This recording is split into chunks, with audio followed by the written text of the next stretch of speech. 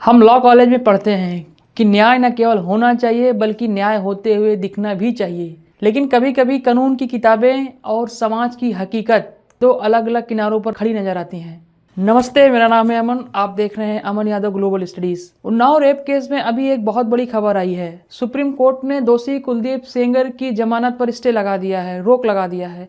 यह न्याय की बहुत बड़ी जीत है। लेकिन एक लॉ स्टूडेंट होने के नाते मेरा सवाल आज भी वही है, आखिर हाई कोर्ट से एक जनप्रतिनिधि को बेल देने की नौबत ही क्यों आई? ये वही पल था जहां न्याय होते हुए दिखना बंद हो गया था। आपको नहीं लगता है क्या न्याय केवल तकनीकी प्रक्रियाओं का नाम है?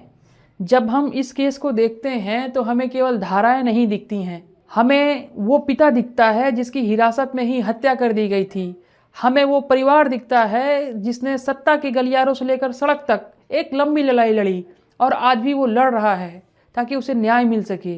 कानूनी तौर पर तर्क दिया जा सकता है कि सजा को निलंबित करना कोर्ट का विवेकाधिकार है, लेकिन यह प्रश्न वैधानिकता का नहीं, नैतिकता का है। जब ऐसे जघन्य अपराधों में जहां सत्ता का दुरुपयोग स्पष्ट होता दिखाई दे, आरोपी की थोड़ी सी भी राहत मिलती है तो समाज में सबसे कमजोर व्यक्ति का भरोसा भी डगमगा जाता है न्याय व्यवस्था के ऊपर से।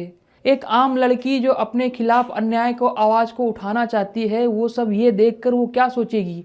क्या वो डरेगी नहीं? साहित्य में हम पढ़ते हैं कि संवेदना ही मनुष्य को मनुष्य बनाती है, लेकिन कानून साक्ष्यों पर चलता है, संवेदनाओं पर नहीं चलता। यही इस व्यवस्था की सबसे बड़ी विडंबना है। और अंत में जाते जाते इस पूरे घटनाक्रम को देख करके मुझे रामचरितमानस की वो चौपाई याद आती है जो हम बचपन से पढ़ते जाते हैं, समर्थ को नाही दोष गोसाई। यानी जिसके पास सत्ता है, सामर्थ्य है, शक्ति है, उसका कोई दोष नहीं माना जाता है। सुप्रीम कोर्ट ने आज भले ही स्थिति को संभाल लिया हो, लेकिन हकीकत यही है कि रसूखदारों के लिए कानून के दरवाजे अक्सर खुल जाते हैं।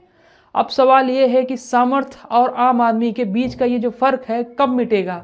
आप सोचिएगा जरूर। जय हिंद, वंदे मातरम।